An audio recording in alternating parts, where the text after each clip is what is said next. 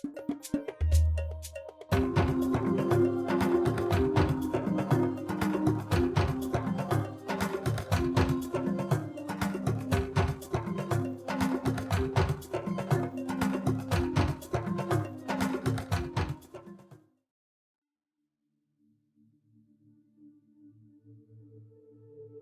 voudrais vous inviter à vous abonner à cette page et à recruter d'autres gens qui vont s'abonner. Pour quelle raison? Parce que c'est une chaîne qui est consacrée à la dézombification du peuple noir.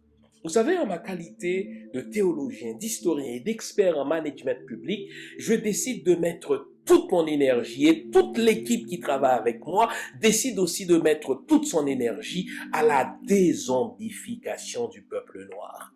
L'émission s'appelle Lumière sur le monde. Eh bien, cette lumière, ce n'est pas moi. Cette lumière, c'est le travail que nous faisons ensemble. Lorsque tout à coup, on réalise qu'on nous a roulé dans la farine, on réalise qu'on nous a trompés pendant, n'est-ce pas, des siècles, et que tout à coup, nous prenons conscience de nos ressources, nous prenons conscience de notre identité, et ayant pris conscience de tout cela, nous prenons la décision de partager ce que nous sommes, ce que nous comprenons avec les autres.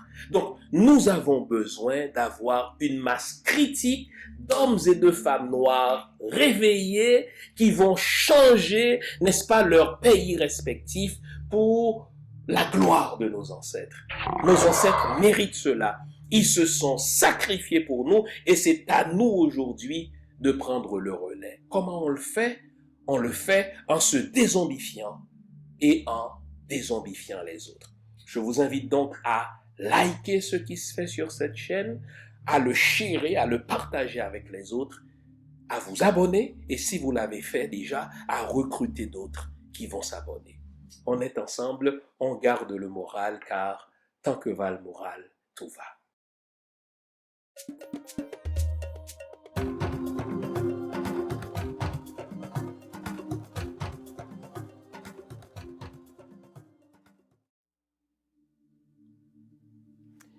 Bonjour mesdames, bonjour messieurs, bonjour le monde. Bienvenue à cette autre édition de l'émission Lumière sur le monde. Comment allez-vous ce matin? J'espère que vous allez bien. Moi aussi, je vais bien. Vous savez quoi? Aujourd'hui, je vais vous parler d'Haïti. Je vais vous raconter l'histoire d'Haïti.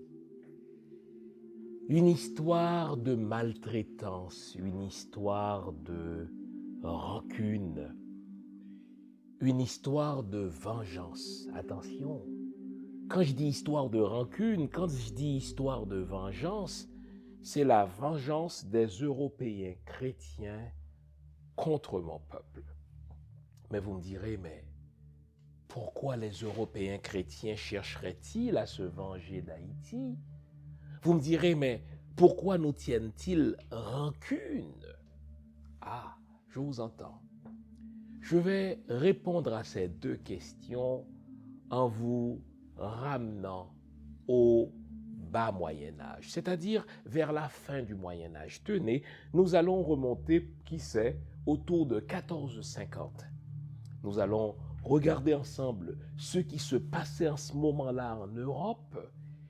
Qu'est-ce qui va conduire les Européens à aller cogner à la porte de ce beau continent, de ce continent riche et prospère, de ce continent sur lequel des peuples paisibles, n'est-ce pas, menaient une civilisation extraordinaire. Mais pour entrer sur ce continent africain, les Européens avaient besoin de prétextes. Ils se sont donné deux prétextes, comme aujourd'hui d'ailleurs. Un prétexte civilisationnel qui passait par la religion et, suivez mon regard, un prétexte scientifique. Ils voulaient explorer d'autres continents. Ainsi donc, de 1450 à 1804, de 1804 à 2004 et de 2004 à bientôt 2023, le rapport de l'Europe, de l'Amérique avec Haïti a toujours été marqué au coin de la rancœur, au coin de la vengeance, au coin de la rancune, au coin de la malveillance. lorsque vous aurez compris cette histoire, vous comprendrez enfin pourquoi la France, pourquoi le Canada, pourquoi les États-Unis nous détestent et pourquoi ils font tout pour nous faire payer la geste de 1804.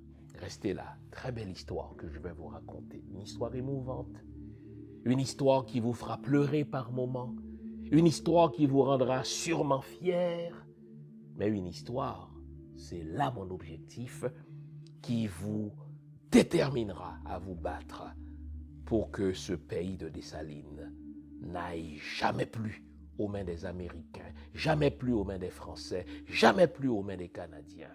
Une histoire qui, je l'espère, vous déterminera à reprendre votre destin et à vous dire s'il est vrai que nous sommes les descendants de Toussaint Louverture, que nous sommes les descendants de Tantoya, que nous sommes les descendants de Capois-la-Mort, que nous sommes les descendants du grand Jean-Jacques Dessalines, ce que on fait, nous pouvons le refaire, c'est-à-dire chasser tout ennemi de nos rangs. Vous connaissez le rituel à ce stade-ci? Une bonne tasse de thé, une bonne tasse de café, une bonne tasse de chocolat chaud, bref, tout ce qui est de nature à vous garder éveillé, car ce matin encore, nous allons nous dire les vraies affaires. Restez là, je vous reviens après la pause que voici, c'est convenu. À tout à l'heure. Depuis plus de 40 ans, il est le visage de la fiabilité, du sérieux et du professionnalisme en matière de produits financiers. Son nom, Louis-Yves Lucien. Pour toutes vos questions concernant la vente, l'achat, le financement ou le refinancement d'une propriété au Québec, c'est lui la solution. Louis-Yves Lucien, au téléphone 514-867-8352. Son email, lilucien@royallepage.ca. Louis-Yves Lucien, la fiabilité à portée de main.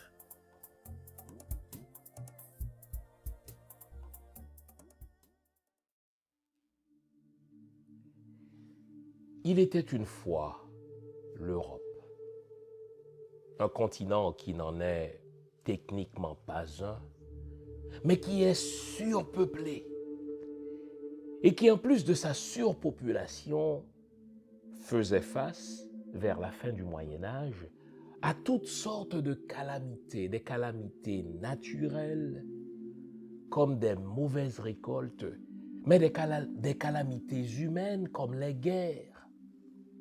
À peu près tous les peuples de l'Europe étaient en guerre les uns contre les autres. La raison, c'est que leur espace était trop petit. Chaque peuple se battait pour avoir un petit peu plus d'espace. Et quand vous ajoutez au problème spatial des problèmes de nourriture, alors là, vous avez rien de moins qu'une bombe entre les mains.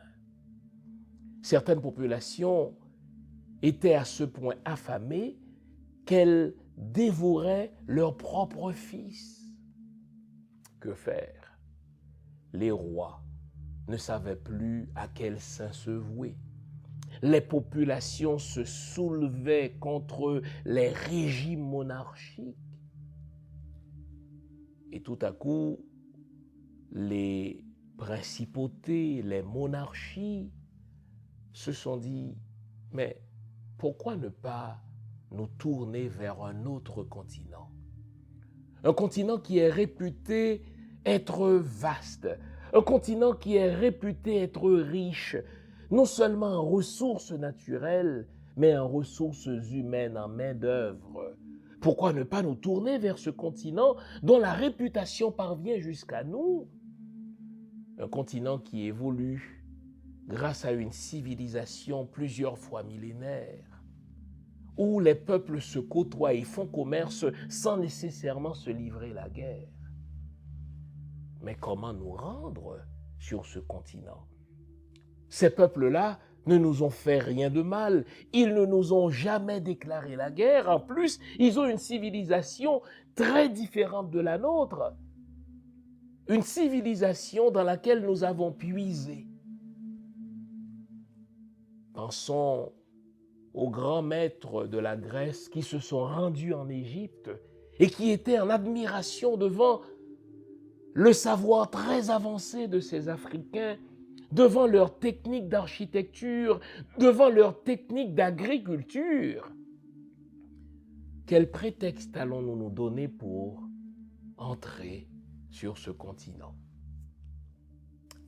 Après réflexion, ils ont trouvé deux prétextes. Un prétexte religieux. Après tout, la religion chrétienne, c'est la religion du seul vrai Dieu. Après tout, notre Dieu est celui qui a créé le monde entier.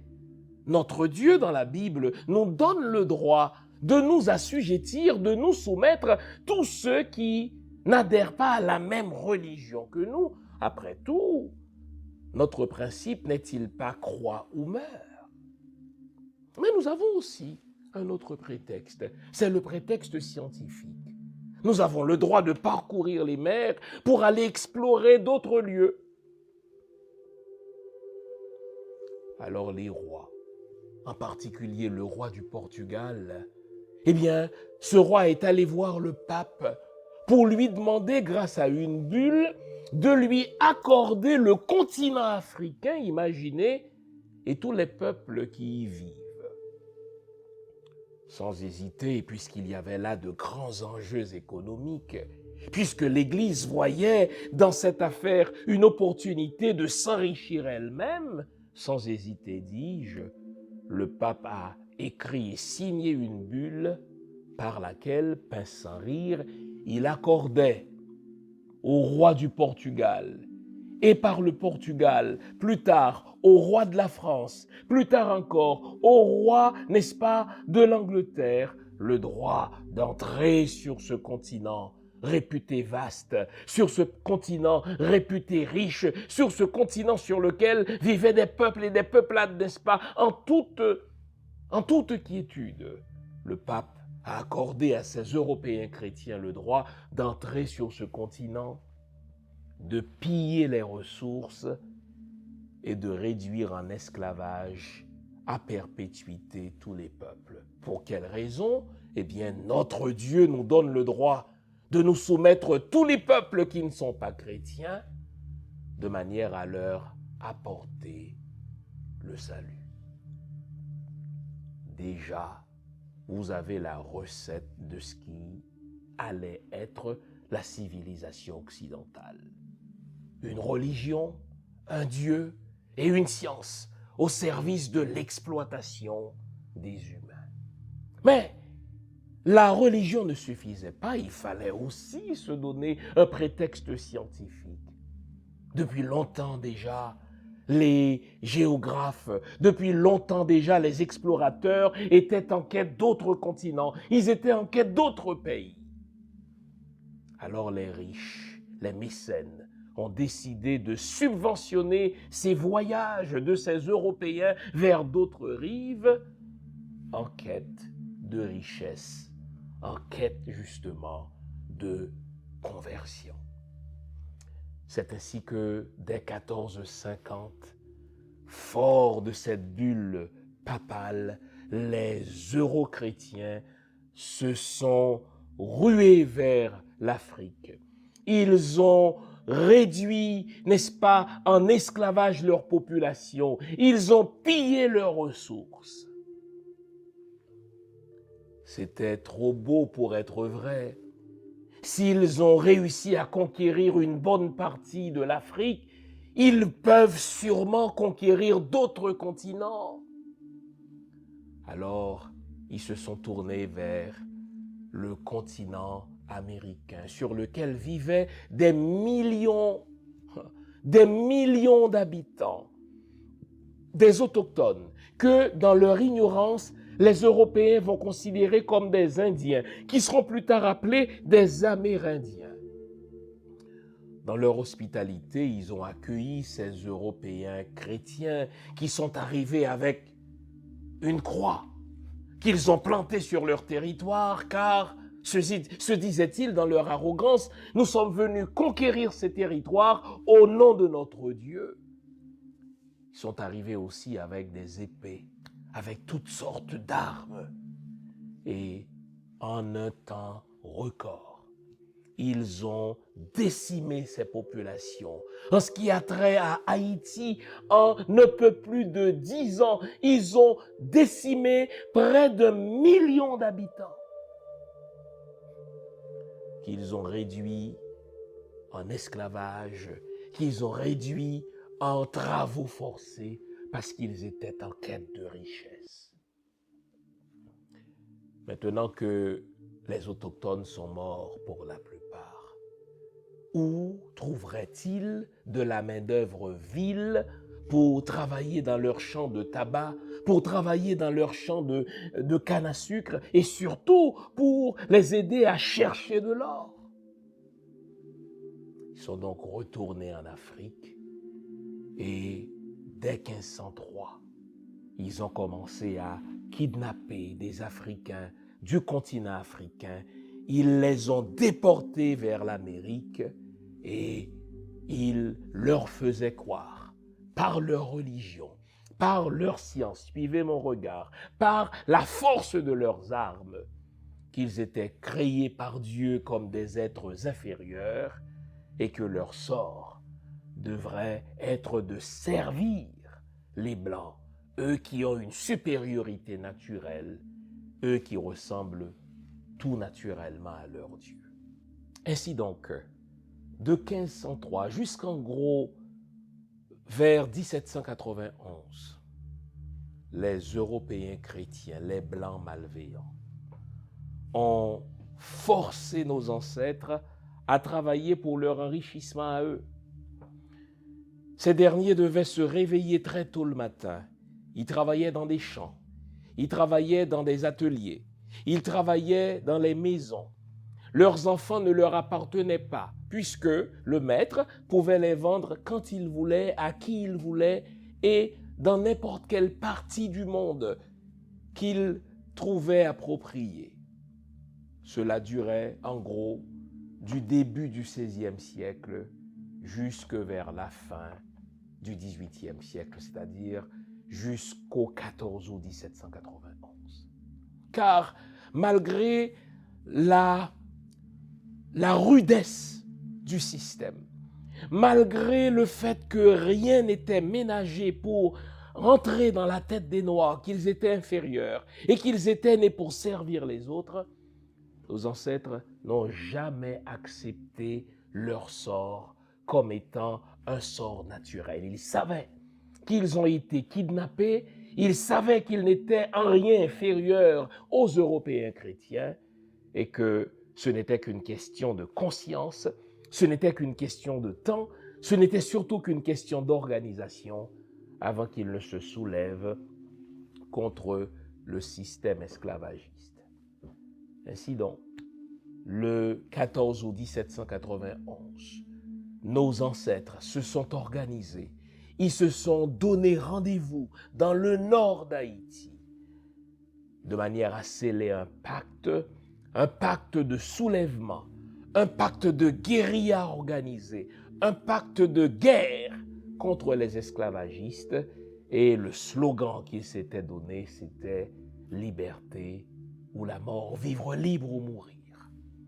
Et du 14 août 1791 jusqu'à la proclamation de l'indépendance en 1800, le 1er janvier 1804, nos ancêtres se sont battus pendant plus de 10 ans contre les grandes armées européennes, contre l'armée anglaise, contre l'armée espagnole, contre l'armée française.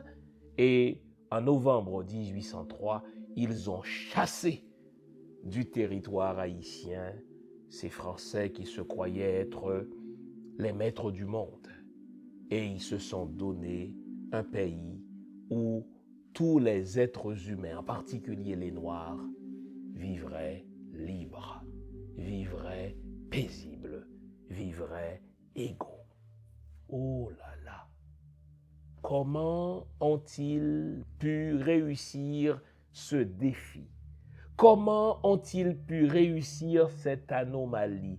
Comment ont-ils pu réussir cette menace? Et retenez bien ces trois termes, défi, anomalie, menace, car ce sont les termes qui vont frapper l'imaginaire des Européens. Et depuis 1804, ces Européens chrétiens qui se sont entre-temps installés en Amérique se sont donnés pour mot de faire payer aux Haïtiens cette victoire, de faire payer aux Haïtiens cette geste de 1804. D'abord, notons quelque chose. Jusque-là, les Anglais et les Français se battaient entre eux. Mais non, s'agissant d'Haïti, ils pouvaient s'entendre. Ils s'entendaient, exemple, pour permettre à la France de tuer dans l'œuf l'indépendance haïtienne. Quelles ont été les tactiques de la France pour faire en sorte que la liberté des Haïtiens ne soit qu'une liberté sur papier, pour faire en sorte que la liberté des Haïtiens ne se traduise jamais dans la glaise du réel? Première tactique des Français, faire en sorte que ce pays-là ne se développe jamais économiquement. Comment s'y sont-ils pris à cela? Nous allons leur imposer une rançon de l'indépendance équivalent à 3 fois le PIB de la France. Jusque-là, la France, c'était l'un des empires les plus riches du monde, au fait, le 2e plus grand empire après l'Empire britannique. Pourtant, la France va imposer à ce petit pays la rançon de l'indépendance. Suivez l'injustice. Ce sont les Français qui ont commis des torts contre nos ancêtres. Ce sont eux qui se sont rendus sur un continent qui ne leur avait jamais déclaré la guerre pour en kidnapper la population. Donc c'est à eux de payer. Ce sont eux qui se sont enrichis par la sueur, n'est-ce pas, par le labeur de nos ancêtres. Donc c'est à eux de rendre ce qu'ils ont volé à nos ancêtres. Ce sont eux qui ont commis un double génocide, d'abord sur les autochtones, puis sur les Africains. Selon les estimations les plus conservatrices, c'est pas moins de 13 millions d'Africains qui ont été déportés de l'Afrique vers l'Amérique. Et d'autres estimations, n'est-ce pas, pensent qu'on peut aller jusqu'à 300 millions d'Africains qui ont été déportés par ces Européens chrétiens. Alors, s'il y a quelqu'un qui devait payer, ça devait être justement les Français. Mais ironie de l'histoire, renversement des valeurs, perversion, n'est-ce pas, de la justice, les Français ont imposé à ce petit pays une rançon de l'indépendance, évaluée aujourd'hui par un économiste français lui-même à plus de 27 milliards d'euros. Ils sont arrivés avec leurs bateaux de guerre, ils ont menacé l'État haïtien de l'envahir, ils ont menacé le territoire haïtien de l'envahir si l'État haïtien ne signait cette rançon de l'indépendance, 150 millions de francs. L'Haïtien n'avait sûrement pas cet argent. Le Français lui imposait d'emprunter cet argent à nul autre qu'à des banquiers français. Les banquiers de Paris.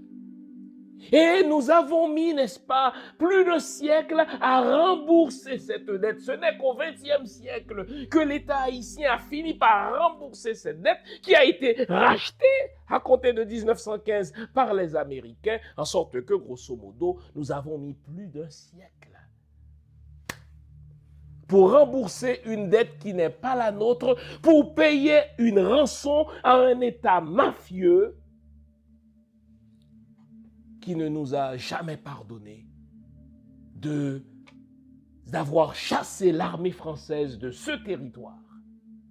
Ils ont dit la première tactique, nous allons handicaper le développement de ce peuple en lui imposant une rançon de l'indépendance.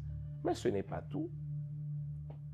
S'il ne s'agissait que d'une tactique économique, eh bien, on n'aura qu'à travailler fort pour payer cette dette. Mais les Français se sont arrangés pour revenir en Haïti à titre d'instituteurs. Ils se sont dit, nous voulons enseigner les rudiments de la littérature. Nous voulons éduquer nous-mêmes les jeunes haïtiens. Donnez-nous les écoles haïtiennes. Par les écoles haïtiennes, nous allons faire en sorte que l'haïtien se déteste. Nous allons faire en sorte que l'haïtien aime la France et déteste Haïti. Nous allons faire en sorte que l'haïtien se trouve laid et qu'il trouve beau le français. Nous allons faire en sorte que l'haïtien déteste, n'est-ce pas, sa propre histoire au profit de l'histoire de la France. Non contente d'avoir handicapé le développement économique de ce pays, non contente d'avoir empoisonné, intoxiqué le cerveau de l'haïtien par une scolarisation faite sur mesure pour que le nègre se sente toujours inférieur vis-à-vis du blanc. Le français se dit, donnez-moi aussi l'exclusivité de la religion. Nous allons venir ici avec notre religion à nous, le catholicisme. Nous allons envoyer en Haïti des prêtres qui vont enseigner à l'haïtien que sa mystique, grâce à laquelle ses ancêtres se sont mis debout pour vaincre la plus grande armée du monde, nous allons, par notre religion à nous, enseigner à l'haïtien que sa mystique, c'est de la superstition, que sa mystique, c'est de la diablerie. Nous allons, par notre religion à nous, diviser le mari, n'est-ce pas, d'avec la femme. Nous allons, par notre religion à nous, faire croire à l'haïtien que la couleur de sa peau est la couleur du diable et que les archétypes auxquels il lui faut aspirer, ce sont justement des archétypes de la France. C'est désormais le prêtre, c'est désormais l'instituteur français qui doivent enseigner à l'haïtien les modèles du beau, les modèles du bien, les modèles du bon. Donnez-nous l'école, donnez-nous l'église et nous ferons en sorte que l'haïtien traîne un complexe d'infériorité par rapport aux Français, en sorte que l'haïtien sera prêt à se battre pour la France, même s'il n'a rien à voir avec la guerre que mènent les Français. N'est-ce pas vrai que lors de la Seconde Guerre mondiale, c'est en Haïti justement que le premier club de défenseurs d'une France libre a vu le jour contre justement l'Allemagne nazie?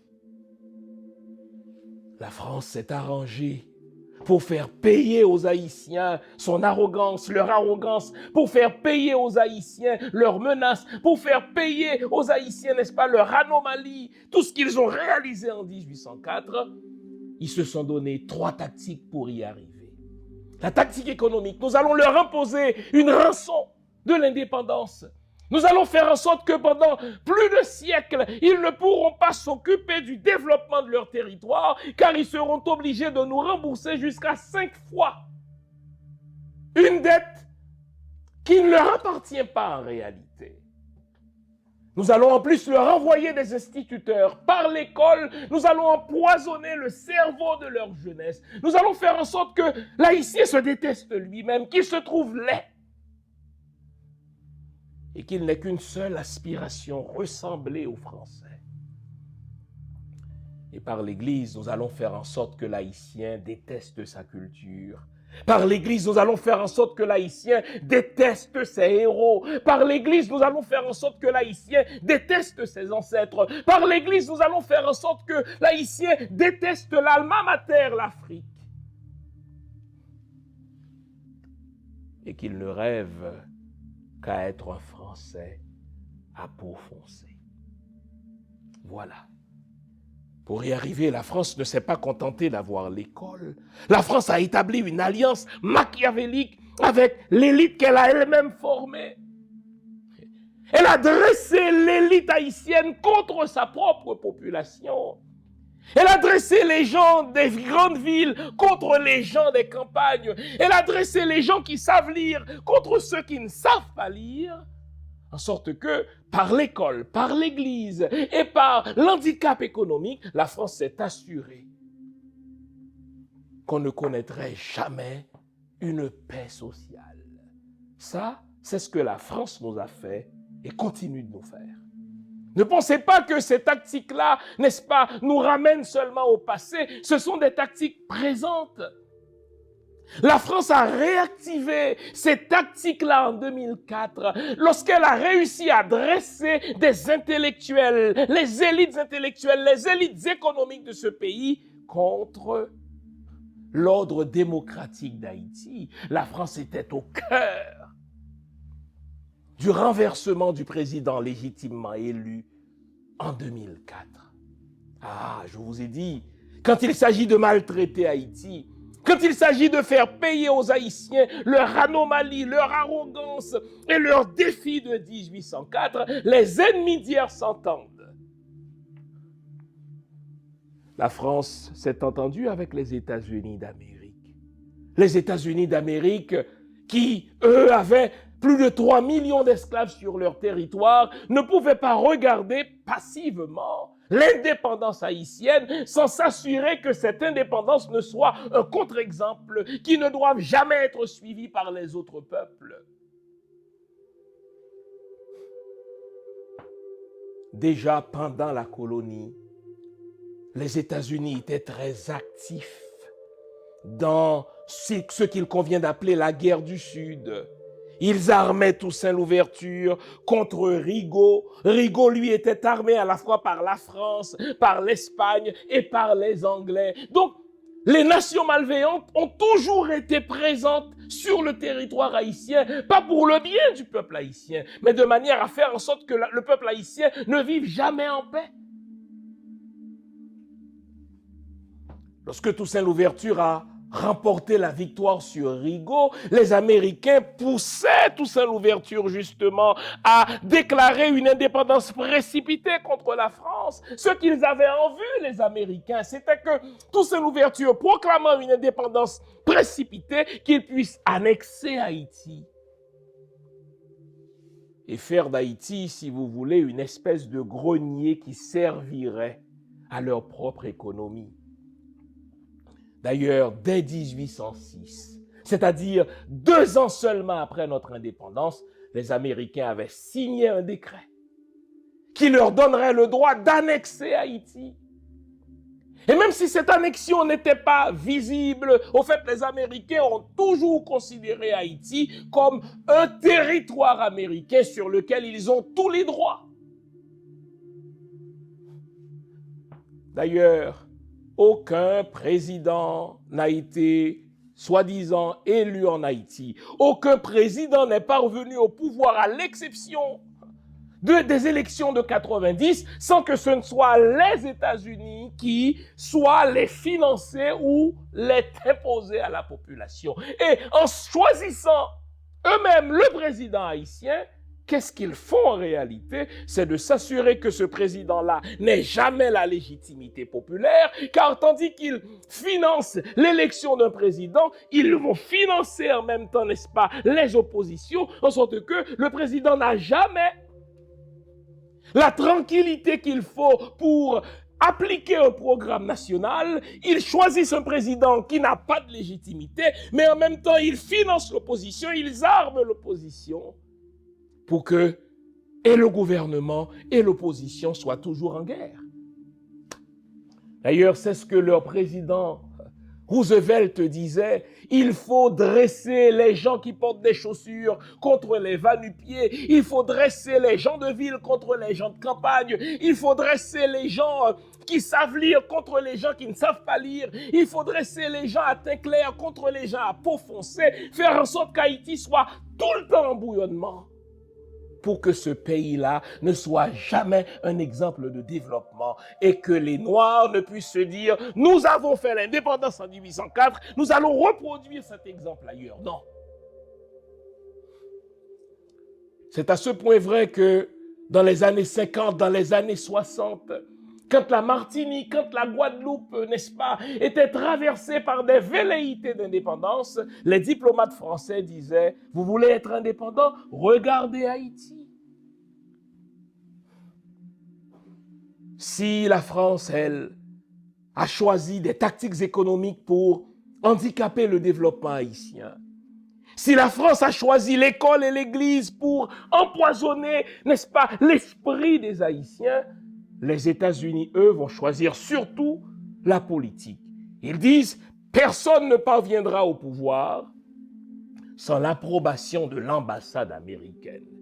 Et les Haïtiens, hélas, ont pris l'habitude, n'est-ce pas, d'entrer dans les corridors de l'ambassade américaine. Ils ont pris l'habitude, n'est-ce pas, de se faire d'abord accepter, de se faire approuver par le département d'État avant de se lancer en politique, car les Américains ont réussi à faire croire aux politiciens haïtiens qu'ils ne seront jamais quelqu'un sur leur propre territoire, à moins qu'ils ne soient approuvés par l'ambassade américaine. En sorte que, pendant toute notre histoire, l'ambassade américaine, c'est un haut lieu de corruption. Pendant toute notre histoire, l'ambassade américaine en Haïti est un haut lieu, n'est-ce pas, de fabrication de coups d'État. C'est un haut lieu de fabrication de soulèvements antigouvernementaux. C'est un haut lieu de, ah oui, tenez-vous bien, n'est-ce pas, de fabrication d'assassinats. Quand on y pense bien, c'est 6 ou 7 présidents haïtiens qui ont été assassinés. Et quand vous prenez le temps de comprendre l'histoire de leur assassinat, l'ambassade américaine a toujours été présente. Et comme si avoir le contrôle politique de ce pays ne leur suffisait pas, les Américains vont exploiter aussi la religiosité des Haïtiens. Imaginez jusqu'à 1915, eh bien, l'Haïtien était considéré comme chrétien. Eh bien, à compter de 1915, les Américains vont introduire un autre poison, n'est-ce pas, dans le réel haïtien. Ils vont introduire leur protestantisme. Ils vont financer des pasteurs, ils vont leur accorder des bourses, ils vont leur donner des moyens pour construire des écoles, ils vont accorder des bourses à leurs enfants et, le temps de le dire, les églises protestantes grandissaient comme des champignons en Haïti. En sorte que vous avez non seulement une population qui est divisée de point de vue politique, vous avez une population qui est réduite à la pauvreté de point de vue économique, mais en plus, une population qui ne sait plus à quelle c'est se vouer parce que vous avez le prêtre qui vous dit que la seule vraie religion, c'est la religion catholique, et vous avez le pasteur protestant qui vous dit, écoutez, si vous n'acceptez pas son Jésus à lui, vous irez en enfer. Mon Dieu. Dans un seul quartier, vous pouvez trouver jusqu'à 10 églises baptistes qui prêchent le même Jésus, qui prêchent le même salut, mais qui sont incapables de constituer une seule et même église. Et imaginez que ces 10 églises sont financées par le seul et même missionnaire américain. Vous pensez que c'est fou, ça? Mon Jésus à moi est meilleur que ton Jésus à toi parce que je suis baptiste. Toi, tu es adventiste. Ton Jésus à toi est meilleur que mon Jésus à moi qui suis pentecôtiste. Et quand vous prenez la liste des églises protestantes, elles sont toutes originaires des États-Unis d'Amérique. Vous pensez que ça, c'est l'effet du hasard? Pendant longtemps, plus un pasteur avait de l'importance en Haïti, plus proche il était de l'ambassade américaine. Plus un pasteur était important en Haïti, plus d'informations il livrait, n'est-ce pas, à l'ambassadeur des États-Unis. C'étaient des agents, pour la plupart, qui ignoraient qu'ils étaient des agents, mais ils étaient des informateurs du département d'État.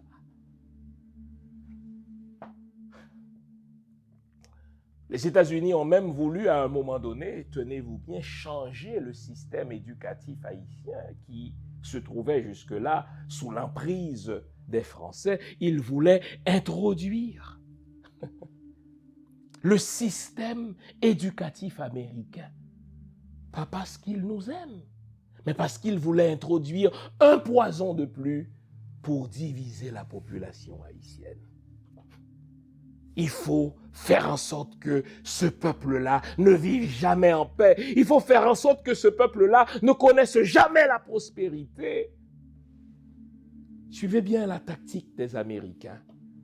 Tactique politique, nous allons leur imposer le président qu'on veut.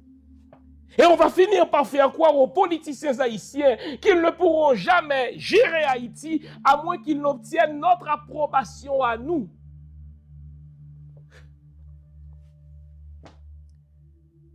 Une fois, j'étais à l'aéroport de Port-au-Prince en partance pour revenir à Montréal et j'ai croisé deux politiciens. Je peux vous les nommer. Simon Desradieux-Seul, qui était alors président du Sénat, écoutez bien, et qui avait des ambitions présidentielles. Et le jour même, j'ai croisé Henri Séan, celui-là même qui est sanctionné par le Canada aujourd'hui. Lui aussi était candidat à la présidence. Savez-vous où il se rendait? Ils se rendaient tous les deux le même jour au département d'État à Washington. Pour quelle raison? Parce que, puisque tous les deux étaient candidats, ils étaient tous les deux convoqués par le département d'État. Chacun avait son blanc. Vous voyez le truc loufoque? On ne peut avoir qu'un président. Voilà deux candidats qui sont convoqués le même jour au département d'État parce que chacun avait son petit blanc qui lui promettait de devenir président d'Haïti. Je ne connais pas aujourd'hui de politicien qui ne s'imagine que pour être président, il faut absolument avoir l'approbation de l'ambassade américaine. Mais imaginez un pays à vocation souveraine, un pays qui a conquis son indépendance en janvier 1804, mais un pays à qui on n'a jamais laissé la chance de prendre son destin en main, parce que très tôt, après l'indépendance, les Blancs malveillants, les Français que nous venons de voir, les Américains que nous sommes en train de voir, se sont passés le mot pour qu'Haïti soit un contre-exemple de développement, pour qu'Haïti soit un exemple repoussant, en sorte que quand un peuple de l'Afrique, quand un peuple des Antilles oserait se tenir devant, si vous voulez, un néocolonialiste blanc, qu'on lui dise « Ah, vous voulez être indépendant, vous voulez, n'est-ce pas, vous tenir devant nous, regardez Haïti qui a osé le faire depuis 1804, regardez dans quel état de pauvreté abjecte il est réduit. » La pauvreté haïtienne n'est pas naturelle, c'est une pauvreté, c'est une instabilité qui est travaillée depuis les officines de la France, depuis les officines des États-Unis. Comme si cela ne suffisait pas. Le département d'État a un plan macabre pour la population haïtienne. Et c'est écrit en lettres d'or dans leur mémorandum. Nous allons faire en sorte, écoutez bien, que la population haïtienne serve de main-d'œuvre, non pas pour son propre territoire, mais pour tous les territoires du monde, sauf pour Haïti.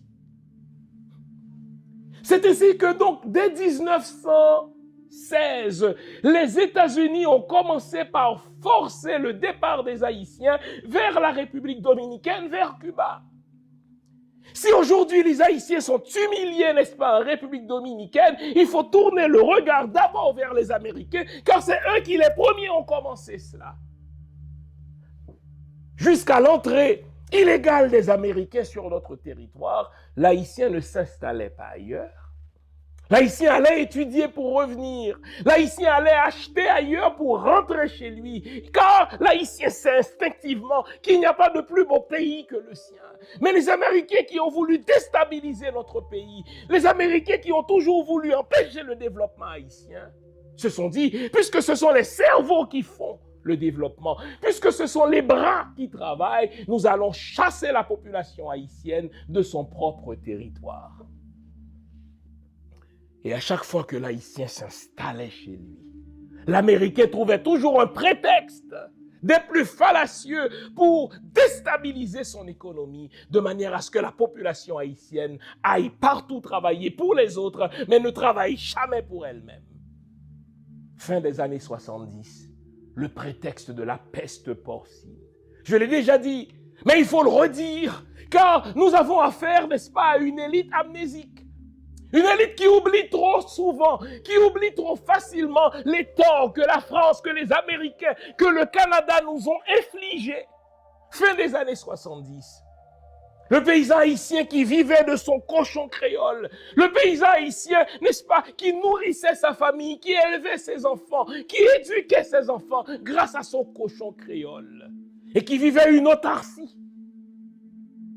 Et qui, précisément parce qu'il vivait une autarcie, ne pensait pas aller vivre ailleurs. Les Américains se sont donné le prétexte de la peste porcine. pour décimer le cheptel porcin de la paysannerie haïtienne, la forçant ainsi à prendre des bateaux de fortune et à être les premiers boat people, avant même les Vietnamiens qui allaient mourir dans les océans en quête, n'est-ce pas, d'un mieux vivre. C'est la faute des Américains. Ils sont dit, la population haïtienne ne doit jamais travailler au développement de son propre pays. Cette population doit servir de main-d'œuvre pour tous les peuples de la terre, sauf pour son propre territoire. Ainsi donc vous retrouvez des Haïtiens partout. Des Haïtiens qui sont allés, et c'est tout à fait bien, aider l'Afrique. Après la décolonisation des années 50 et 60, des Haïtiens qui sont venus faire le développement du Québec, des Haïtiens qui sont venus aider au développement des États-Unis, au point qu'en 2023, mais quelle fierté, c'est une Haïtienne qui sera la présidente de l'une des universités les plus prestigieuses du monde, l'université Harvard. Mais ça me réjouit, mais en même temps, ça m'attriste. On s'arrange pour que nos plus beaux cerveaux, nos plus belles têtes, on s'arrange pour que les Haïtiens les plus compétents, on s'arrange pour que les ressources haïtiennes les plus utiles se retrouvent ailleurs. Ça non plus, ce n'est pas l'effet du hasard. C'est l'effet des tactiques de déstabilisation de la politique haïtienne. C'est l'effet des tactiques de l'appauvrissement de, n'est-ce pas, de la République d'Haïti au profit des autres pays. Nous pouvons avoir des présidentes d'universités des pays les plus avancés du monde. Nous pouvons avoir des scientifiques dans des secteurs les plus avant-gardistes du monde. Mais ils seront ailleurs, jamais en Haïti. Posez-vous la question, pourquoi?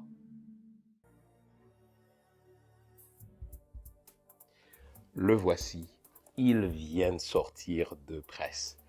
Eh bien, comme convenu, depuis le 1er octobre, donc il est disponible, et ceux qui l'avaient précommandé sont en train de le recevoir ou vont le recevoir. Au fait, ceux qui avaient commandé la version française sont en train de recevoir leur copie. Quant à la version anglaise, elle sort de presse le 10 octobre prochain, et si vous l'aviez précommandé, vous allez recevoir votre copie dans les jours qui suivent. C'est une biographie à laquelle j'ai consacré beaucoup d'amour et beaucoup d'énergie, plus de 390 pages de biographie sur Toussaint Louverture. On y découvre un Toussaint Louverture très fier, un Toussaint Louverture sans complexe, un Toussaint Louverture très proche de son peuple. Il recevait tous les soirs en sa résidence Monsieur et Madame Tout-le-Monde pour s'assurer que ses politiques publiques étaient en parfaite adéquation avec les besoins de son peuple. On y découvre aussi un Toussaint Louverture qui construisait des écoles, qui construisait des villes, un Toussaint Louverture qui prononçait des discours dans l'intention ferme que ces phrases soient retenues par la postérité. Et en parlant de phrases, je vais vous faire une citation au fait de Toussaint Louverture. C'est l'une de ces phrases que je préfère, d'autant qu'elle est pertinente dans notre Haïti d'aujourd'hui. Écoutez ce qu'avait prononcé Toussaint Louverture lors d'un discours au Mall Saint-Nicolas.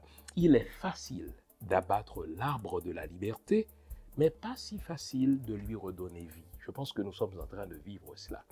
Il est tellement facile d'abattre quelque chose de grand, quelque chose de noble, mais s'agissant de reconstruire, n'est-ce pas, cet héritage, c'est plus difficile. Honnêtement, c'est un livre à avoir, c'est un livre à lire en tant que Noir, en tant qu'Haïtien, en tant que personne de bonne volonté qui s'intéresse à l'autodétermination des peuples. C'est un livre à donner, à passer à ses enfants pour qu'on réalise à quel point nos ancêtres étaient en avance sur leur temps. Toussaint Louverture, le magnifique et le sublime, désormais disponible partout et en particulier sur mon site. Toussaint Louverture. Avez-vous votre copie? Allez, à bientôt.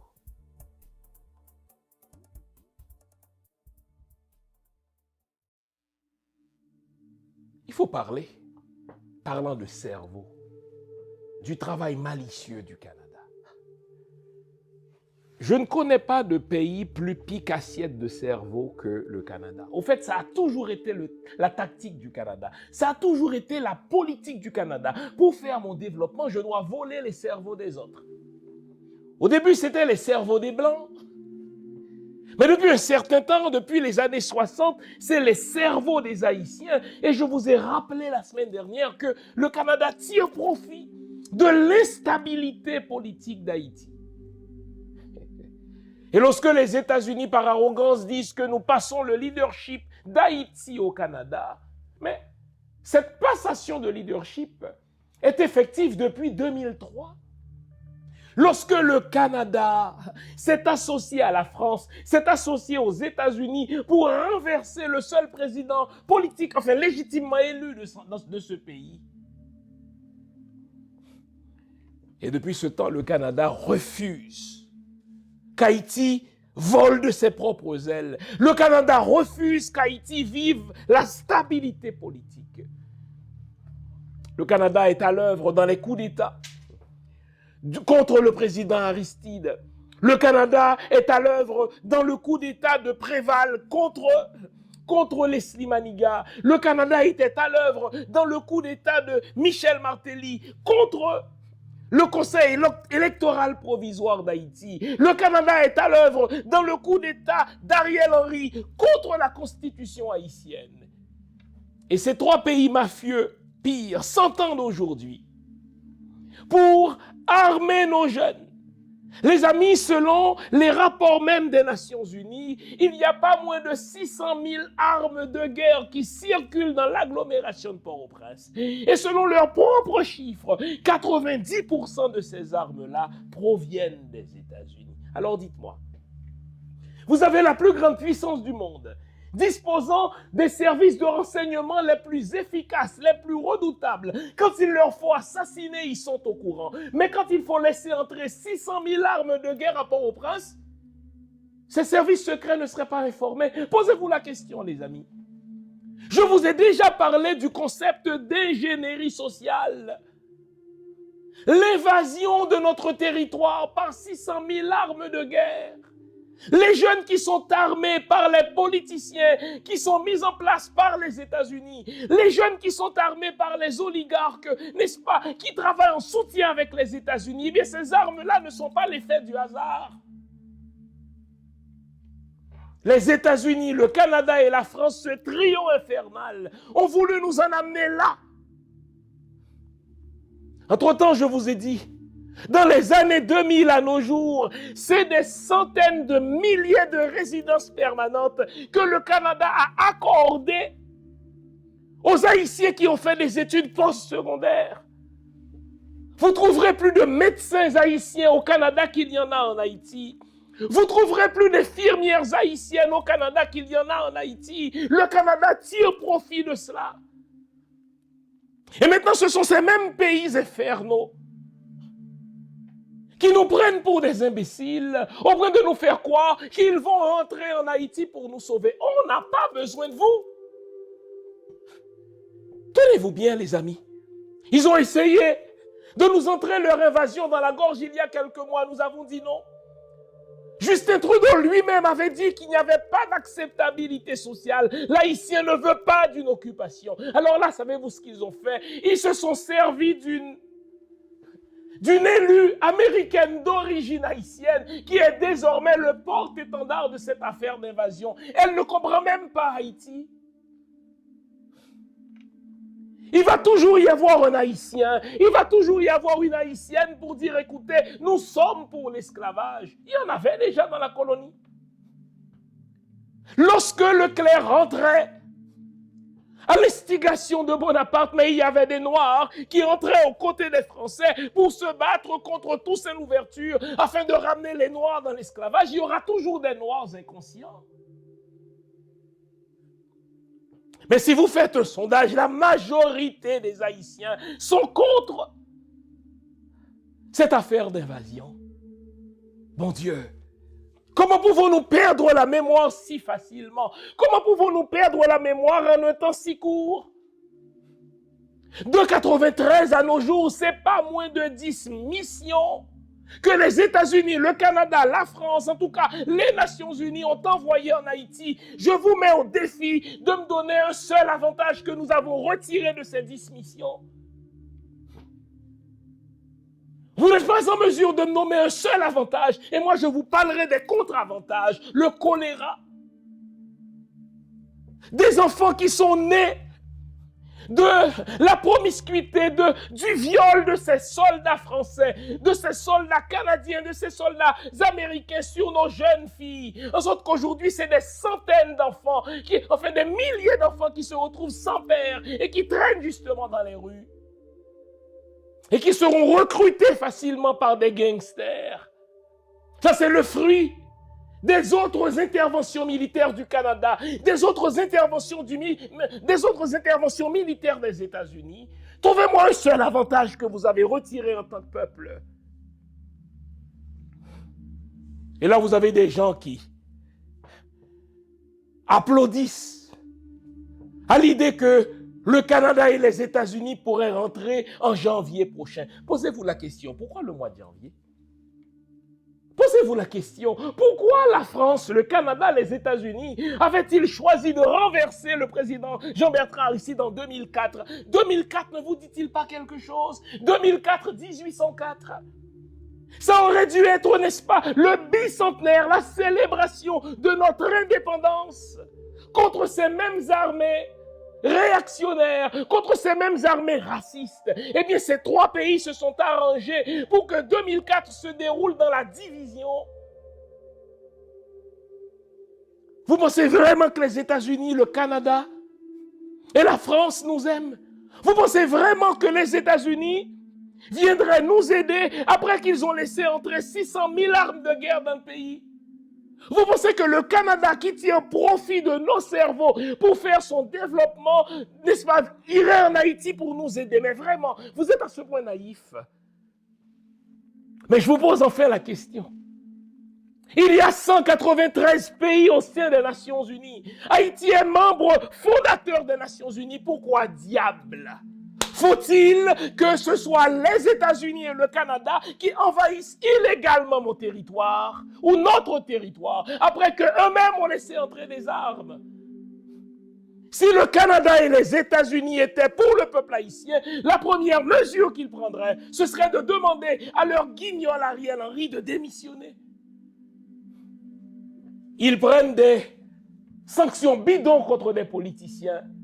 Mais le maître de toutes les corruptions, c'est Ariel Henry, qui est maintenu au pouvoir contre notre constitution par eux. Et vous pensez que les États-Unis et le Canada entraient en Haïti, n'est-ce pas, pour nous délivrer? Mais vraiment, n'avez-vous pas honte? N'avez-vous pas honte de ces missions de Blancs qui viennent sauver des peuples nègres? Vous devriez avoir honte de cela. S'il est vrai que notre police a besoin d'appui, qu'est-ce qui nous interdit de solliciter cet appui de notre pays noir?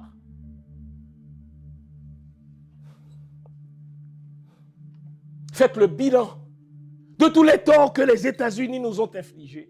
Faites le bilan de tous les torts que le Canada nous inflige. Faites le bilan de tous les coups d'État que ces pays-là, n'est-ce pas, ont fomentés contre nous. Et enfin, ressaisissez-vous pour dire mais non.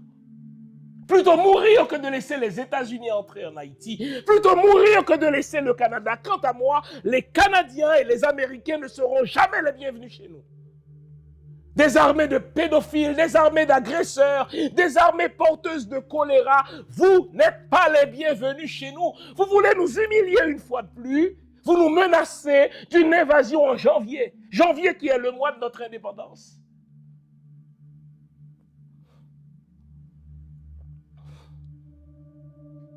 Oui, notre police a besoin d'aide.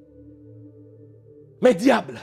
Ressaisissez-vous. L'aide ne devrait pas venir du Canada. L'aide du Canada, c'est une aide empoisonnée. L'aide ne devrait pas venir des États-Unis. Les États-Unis n'aident pas le peuple haïtien. Eux qui ont laissé entrer 600 000 armes de guerre. Eux qui sont de mèche avec les oligarques qui entrent des armes chez nous par leur port privé. Et ils viendraient tout à coup nous délivrer de ces armes-là. Voyons donc, les amis. Voyons donc. Les États-Unis et le Canada vont entrer pour protéger le pouvoir d'Ariel, parce qu'ils savent qu'Ariel est assis sur un siège éjectable. Les États-Unis et le Canada veulent entrer pour nous entrer dans la gorge une élection au terme de laquelle ils vont nommer des personnes que eux auront choisies. Quand est-ce que nous allons chasser ces salopards de notre territoire?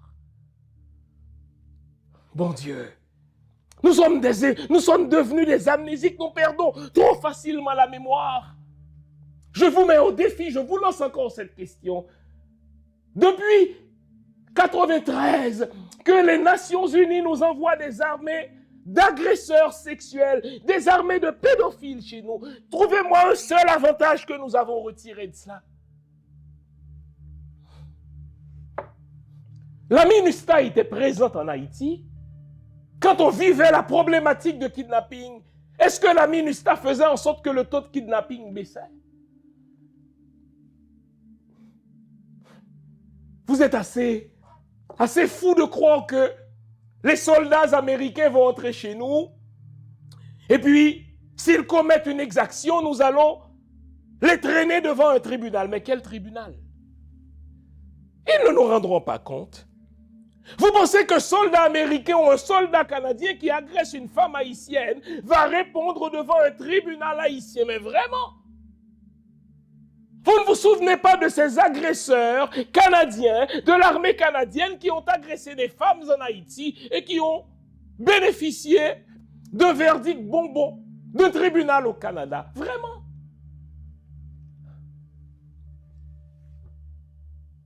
Les Canadiens, les Français, les Américains sont des Blancs malveillants qui veulent faire payer aux Haïtiens leur arrogance de 1804. Réveillez-vous. Réveillez-vous.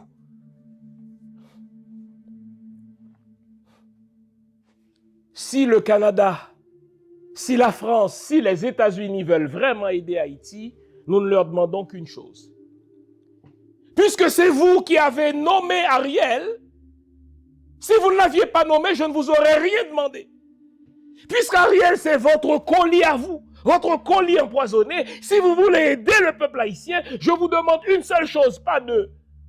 Reprenez votre sale colis, reprenez votre colis empoisonné. Vous gardez Ariel au pouvoir, Ariel qui n'a aucune légitimité. Vous lui demandez de nous envahir, vous entrez en Haïti de manière illégale et vous voulez me faire croire que vous allez m'aider. Non. Non. C'est la 10e mission qu'on a déjà vécue. Vous nous avez déjà envoyé des armées à 10 reprises de 93 à nos jours.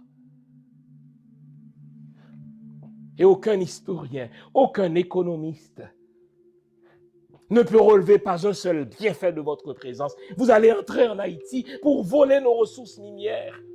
Vous allez entrer en Haïti pour négocier des contrats pour des compagnies canadiennes. Vous allez entrer en Haïti pour nous fomenter d'autres coups d'État. On ne veut pas de vous.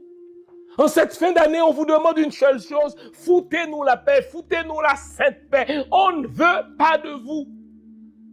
Vous remarquez quelque chose? Depuis que les États-Unis font du bruit et nous menacent de nous envahir en janvier, tout à coup, les journaux canadiens nous parlent de l'insécurité alimentaire en Haïti. Les journaux canadiens nous parlent, n'est-ce pas, de viols qui sont perpétrés en Haïti. Je ne dis pas que ce ne soit pas vrai, mais pourquoi vous en parlez maintenant? Vous êtes en train de faire de la subversion des esprits. Vous êtes en train de nous manipuler de manière à nous faire croire qu'il n'y a pas d'autres options que la vôtre. On ne veut pas de vous. Que les services secrets, que les services de renseignement, mais de quel droit Trudeau entrerait-il chez nous? Si Ariel vous le demande, Ariel n'a aucune légitimité. C'est vous qui avez placé Ariel là. Mais comprenez les amis le jeu macabre. Ils placent eux-mêmes Ariel à la tête du pouvoir et ils disent à Ariel de leur demander à eux de rentrer chez nous. C'est trop facile. Vous reprochez aux Russes d'entrer sur le territoire ukrainien et vous vous préparez à envahir un petit pays qui ne vous déclare pas la guerre. Foutez-nous la sainte paix. Vous ne serez jamais les bienvenus en Haïti. La police a besoin d'aide, on ira chercher l'aide ailleurs. Votre sale colis que vous avez placé à la primature de ce pays, venez le ramasser. Faites tout ce que vous voulez. Débarrassez-vous de lui comme vous avez fait de Jovenel, hélas. Vous en connaissez les recettes. Mais on ne veut pas de votre foutue armée chez nous. On ne veut pas de vos agresseurs sexuels. On ne veut pas de vos pédophiles. À chaque fois que l'armée canadienne, à chaque fois que l'armée américaine entre chez nous, c'est pour nous faire des problèmes. C'est jamais pour nous faire du bien. Si vous vouliez aider Haïti, il fallait agir en aval. Quand les 600 000 armes de guerre devaient laisser vos frontières, vous les avez laissées entrer, et là, tout à coup, vous allez faire quoi? Vous pensez qu'en arrêtant barbecue, l'insécurité va être réglée? Vous pensez qu'en arrêtant, disons, Chris, là, ou bien les autres saloperies que vous avez vous-même créées, mais les 600 000 armes de guerre que vous avez laissées entrer chez nous, elles vont disparaître comme ça, comme par magie? Réveillez-vous, élites haïtiennes. Réveillez-vous, médias haïtiens. Réveillez-vous, analystes haïtiens. Cette femme, Madame McCormick, elle est en train de nous mener en bateau. De quel droit parle-t-elle d'Haïti? Elle ne connaît même pas Haïti, elle ne sait rien d'Haïti. En fait, elle est une politicienne américaine. Qu'elle défende les intérêts américains, elle ne peut pas défendre les intérêts haïtiens.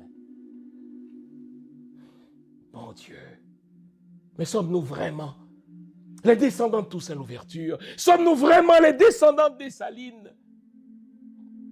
Le problème d'insécurité en Haïti est d'abord un problème politique.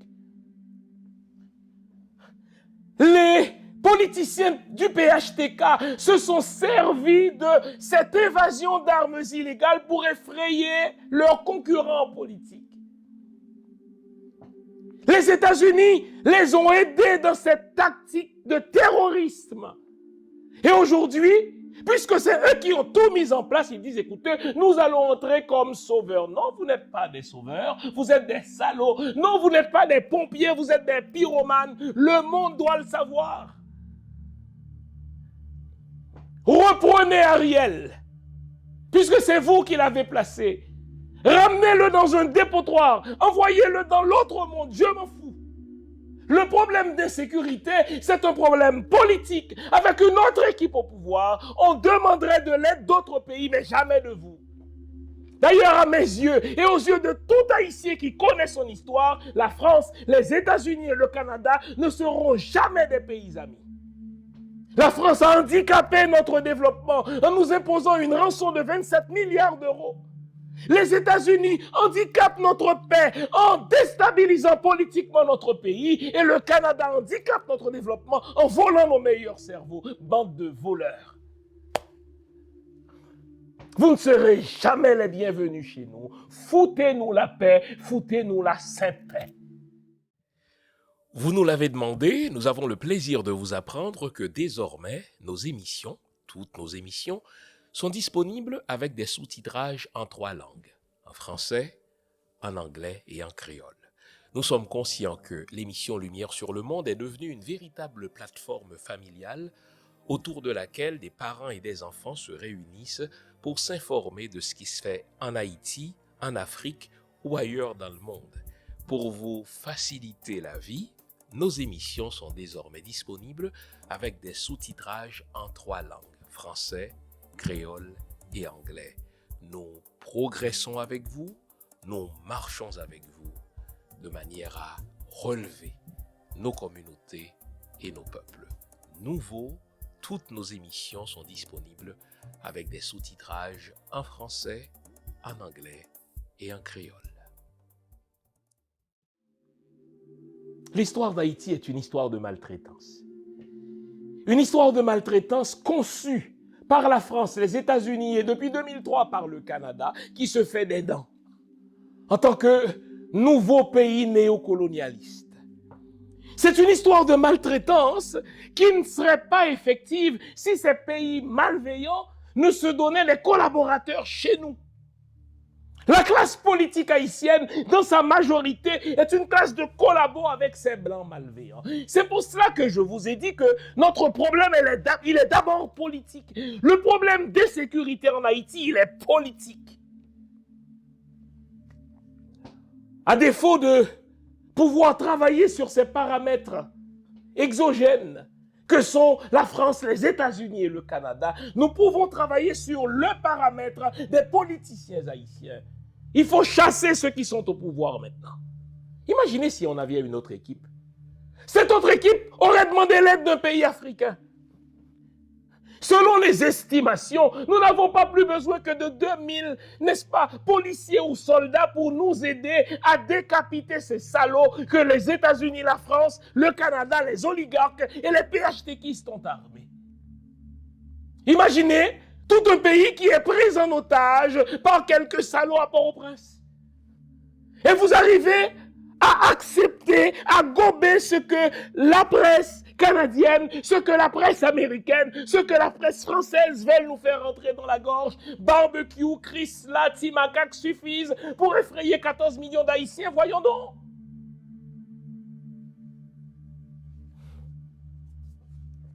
Je vous l'ai déjà dit, si les États-Unis et le Canada entrent chez nous, chaque Haïtien doit être un Wanga. Moi le premier. Les Canadiens ne seront jamais les bienvenus chez nous. Les Américains ne seront jamais les bienvenus chez nous. Vous voulez aider encore une fois? Emportez votre sale colis qu'est Ariel Henry. Emportez-le, envoyez-le là où vous voulez, dans l'autre monde, on s'en fout. Mais foutez-nous la paix, foutez-nous la sainte paix. Si vous pensez pouvoir nous casser par les 200 ans de maltraitance, si vous pensez pouvoir nous décourager par les 200 ans d'instabilité, si vous pensez pouvoir, n'est-ce pas, nous vaincre par les 200 ans d'appauvrissement sauvage, vous vous mettez le doigt à l'œil. Nous sommes invincibles, nous sommes indestructibles. Ce n'est qu'une question de temps. D'autres peuples ont connu pire que nous. Les Cubains ont connu pire pendant au moins 3 siècles. Mais ils se sont donné une révolution. Les Chinois ont connu pire. Aujourd'hui, c'est probablement la plus grande puissance économique du monde. C'est parce que vous ne faites pas l'histoire. Vous êtes des nombrilistes. Il ne suffit qu'une équipe. Il ne suffit que d'un leader qui ait la vision qu'il faut, qui ait le courage pour regarder les blancs dans les yeux et pour les envoyer se faire paître. Il ne s'agit que d'une équipe patriote, compétente et intègre pour relancer Haïti. Nous l'avons déjà fait. Nous le referons. Ressaisissons-nous. Je le répète, le Canada, la France et les États-Unis sont des pays ennemis. Ils ne seront jamais les bienvenus chez nous. Ils veulent encore nous humilier. Ils nous ont déjà donné le choléra. Cette fois-ci, ils vont nous fabriquer une autre maladie dans un autre laboratoire. Les 600 000 armes qui circulent en Haïti, c'est leur œuvre, puisque 90% de ces armes-là sont arrivées des États-Unis. Foutez-nous la paix, foutez-nous la sainte paix. J'espère vous avoir été utile. Ressaisissez-vous, mobilisez-vous. Et de toutes les manières, faites connaître, faites savoir aux Américains, faites savoir aux Canadiens qu'ils ne sont pas les bienvenus chez nous et qu'on n'a pas besoin de leur foutue armée. S'ils veulent aider, qu'ils reprennent leur sale colis qu'est Ariel Henry. Merci d'avoir été à l'écoute. J'espère vous avoir été utile. Gardons le moral, car tant que va le moral, tout va. Continuez à vous inspirer de l'histoire de ce plus grand génie que l'histoire n'ait connu, Toussaint Louverture. Pour moi, honnêtement, c'est le plus grand génie de l'histoire humaine. Inspirez-vous de son histoire. Enseignez son histoire à vos enfants. Et vous découvrirez à quel point ces nations-là ont toujours été les ennemis du peuple haïtien. Mais que malgré toutes leurs manœuvres, nous sommes indestructibles, nous sommes invincibles. Encore une fois, permettez que je finisse avec cette citation de l'ouverture au Fort du Joux. Vous pouvez vaincre une armée, mais vous ne pourrez jamais vaincre un peuple en armes. Merci de votre attention. Gardons le moral. On se retrouve la semaine prochaine pour une autre émission. émission du même genre. Mobilisons-nous pour faire savoir aux Américains et aux Canadiens de toutes les manières possibles qu'ils ne seront jamais les bienvenus chez nous et que nous n'avons pas besoin de leur foutue aide empoisonnée. Au revoir.